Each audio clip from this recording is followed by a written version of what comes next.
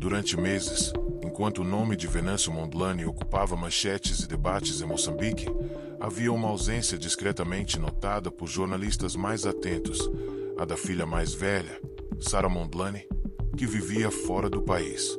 Aos 23 anos, estudante de mestrado em políticas públicas numa universidade em Londres, Sara mantinha presença mínima nas redes sociais. Fotografias de bibliotecas, cafés, paisagens cinzentas da cidade, quase nada sobre política moçambicana, quase nada sobre o pai. Em Maputo, comentaristas perguntavam, em tom meio curioso, meio malicioso, por que razão nunca se ouvia a voz dela. Em muitos comícios, outros familiares de Venâncio apareciam, tiravam fotos, davam abraços. Mas quando o assunto era a filha que vivia no estrangeiro, a resposta padrão era vaga. Estudava, tinha sua vida, preferia não se expor. Aos poucos, criou-se narrativa de que ela evitava envolver-se, talvez discordando silenciosamente do caminho do pai, talvez apenas protegendo a própria privacidade num ambiente de exposição crescente. Em Londres, entretanto, Sara acompanhava tudo a partir do ecrã do computador, vídeos de comícios, entrevistas, críticas, elogios e ataques que choviam sobre o apelido Mondlane. Nos corredores da universidade, colegas africanos perguntavam-lhe, em tom meio brincalhão, se iria tornar-se primeira filha de Moçambique. Professores, sabendo da origem dela, usavam o país como estudo de caso em sala de aula, às vezes de forma superficial, o que a irritava silenciosamente. Se está a acompanhar este conteúdo, deixe o seu like e diga-nos nos comentários de que cidade e país nos assiste e diga o que mais quer ver aqui no canal. A sua participação faz toda a diferença. Nos grupos de WhatsApp da família, a pressão aumentava de forma indireta.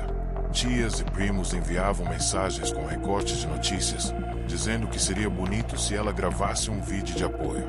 Um dos irmãos mais novos partilhou um esboço de texto que achava que ela poderia dizer num eventual depoimento.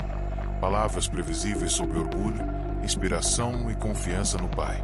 Sarah Lee Arturo respondia com emojis neutros, mas evitava comprometer-se. Até que, numa noite de domingo, depois de assistir a um debate particularmente agressivo em que o pai fora atacado, não apenas como político, mas como homem, ela tomou uma decisão. Escreveu, em bloco de notas, o esqueleto de um texto que não se parecia com nenhum dos modelos que lhe sugeriam. Em vez de exaltação pura, continha dúvidas, memórias difíceis, questões sobre o preço que a política cobrara da família. Decidiu que não avisaria ninguém em casa. Se aceitasse falar, seria em termos dela, não como peça de estratégia de campanha. Na quarta-feira seguinte, sem aviso prévio à equipe de comunicação do pai, Sara agendou, a partir de Londres, uma transmissão em direto para sábado, às 20 horas de Maputo, através de suas próprias redes. O anúncio era seco, dizia apenas que, pela primeira vez, falaria de forma aberta sobre ser filha de um político moçambicano, sobre o que esperava do futuro do país. Em poucas horas, o link do evento foi parar nos grupos de jornalistas, ativistas e curiosos. Pela primeira vez, parecia que o silêncio dela ia ser quebrado. Ninguém, contudo, imaginava em que tom. No sábado marcado, na hora combinada, milhares de pessoas espalhadas por Moçambique e pela diáspora ligaram o telemóvel ou o computador para assistir ao que muitos julgavam ser mais um vídeo de apoio emocionado de um familiar de candidato. Na imagem inicial, via-se Sara no quarto simples de estudante, prateleira com livros, candeeiro de secretária, um mapa de África na parede. Nada de bandeiras, nada de slogans. Expressão séria, mas não tensa, olhar direto para a câmera. Nos primeiros minutos, o que ela dizia encaixava vagamente no que parte do público esperava.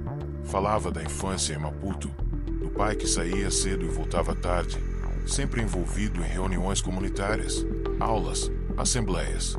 Contava que, enquanto outras crianças viam os pais aos fins de semana, muitas vezes ela via-o apenas em jantares rápidos, entre uma atividade e outra. Dizia que crescerá ouvindo falar de justiça, transparência em Moçambique melhor, como se fossem membros da família sentados à mesa. A partir daí, porém, o tom começou a deslocar-se. Em vez de seguir para elogios lineares, Sara introduziu algo raro em depoimentos de parentes de políticos: conflito. Explicou que, na adolescência, muitas vezes se ressentira do pai. Via-o a defender jovens em espaços públicos, enquanto sentia que faltava a presença dele nas apresentações da escola, nas conversas de fim de dia.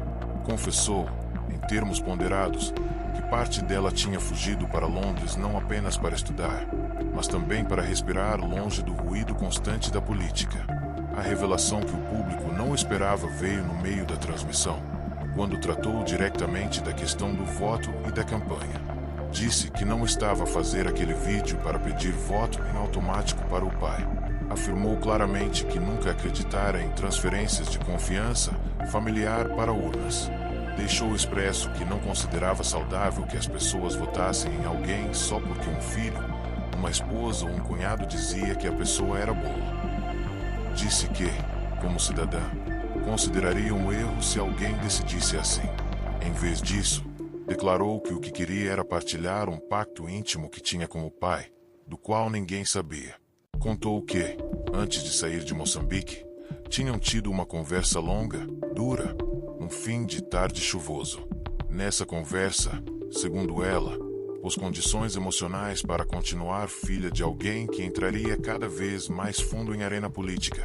Precisava de saber que, se um dia o visse reproduzir os mesmos vícios que sempre criticara, abuso de poder, desprezo pelos pobres, enriquecimento inexplicável, ela própria se levantaria publicamente contra ele. Ao explicitar isso para milhares de pessoas, Sara surpreendia de vários ângulos.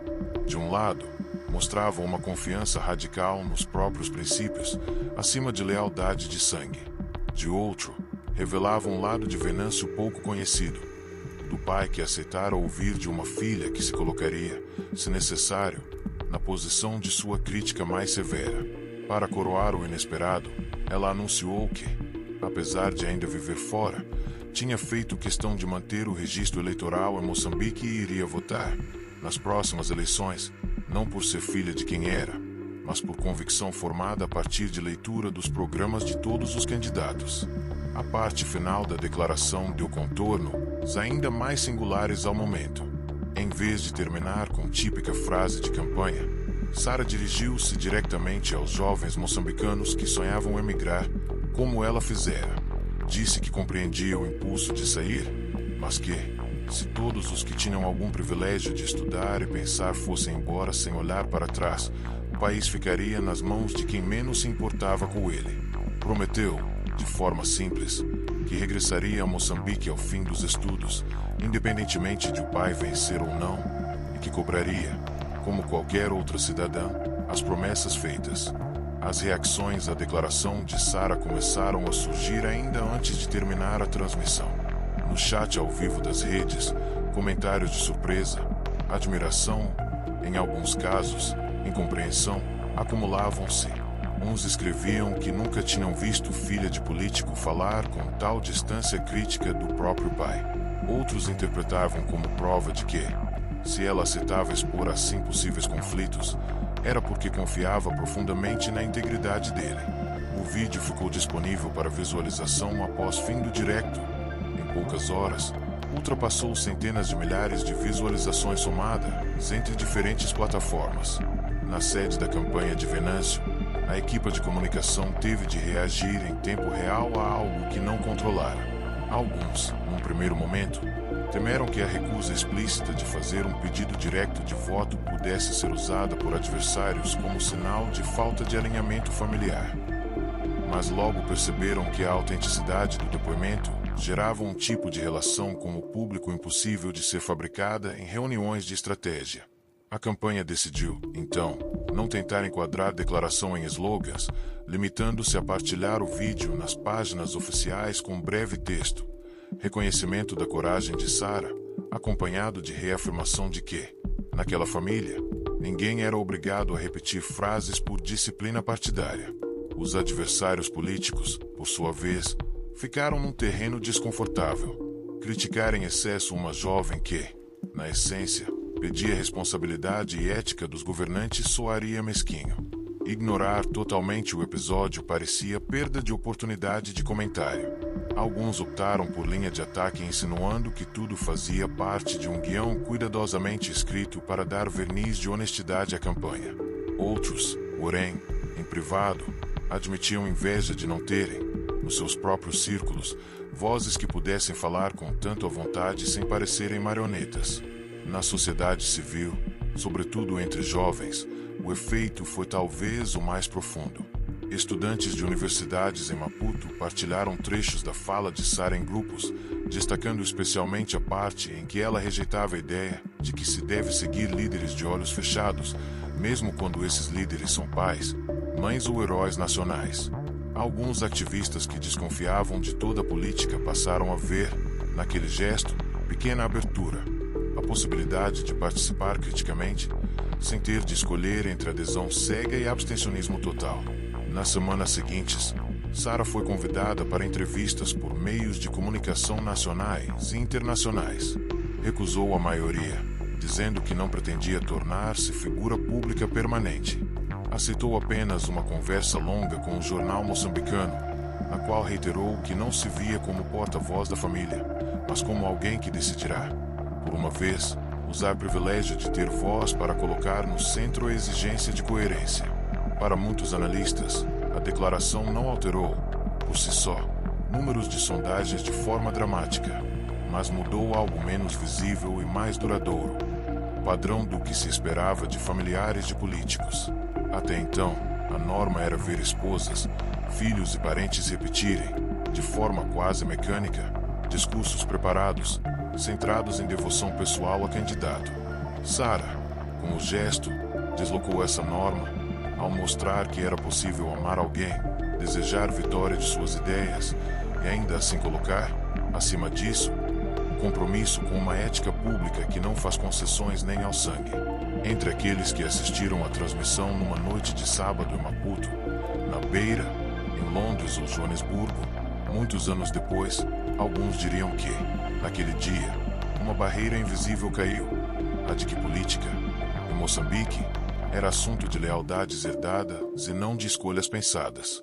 Que essa mudança tivesse sido catalisada por uma filha que vivia fora do país, que se recusará a desempenhar papel decorativo, foi, para muitos, a parte mais surpreendente de toda a história. Se você gostou desse vídeo, subscreva-se, ative as notificações e partilhe este vídeo. Comente também.